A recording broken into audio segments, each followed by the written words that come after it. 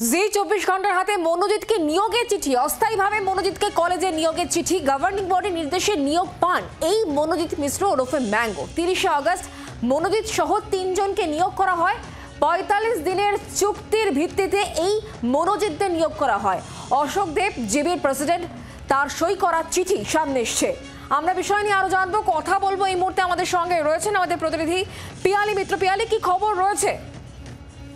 দেখো, যে চিঠি আমরা হাতে পেয়েছি সেই চিঠিটা হচ্ছে গভর্নিং বডির যে মিটিং হয়েছিল 30শে আগস্ট 2024, এবং সেই চিঠিতে আমরা দেখতে পাচ্ছি যে এই মনোজিৎ সহ 3 জনকে অস্থায়ী ভিত্তিতে এই কলেজে নিয়োগ করা হচ্ছে, এবং সেখানে সই রয়েছে 2 জনের। কলেজের গভর্নিং বডির মেম্বার যিনি রয়েছেন অশোক দেব তার, এবং তার পাশে ভাইস প্রিন্সিপাল নয়না চট্টোপাধ্যায়।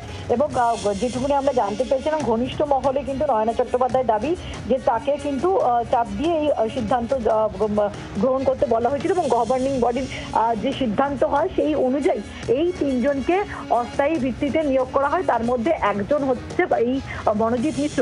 কিন্তু বারবার করে যে প্রশ্নটা উঠছে যে যার বিরুদ্ধে কলকাতা শহরে অন্তত 11টা মামলা রয়েছে, 3 থেকে 4 বার গ্রেফতার হলো, তাকে কিভাবে, এবং বিশেষ করে কলেজের মধ্যে বিভিন্ন সময় র্যাগিং করা থেকে শুরু করে শ্লীলতাহানি এরকম অভিযোগ যার বিরুদ্ধে রয়েছে, তাকে কিভাবে গভর্নিং বডি সিদ্ধান্ত নিয়ে নিয়োগ করেছিল সেটা নিয়ে কিন্তু প্রশ্ন উঠছে। পিয়ালি, ধন্যবাদ।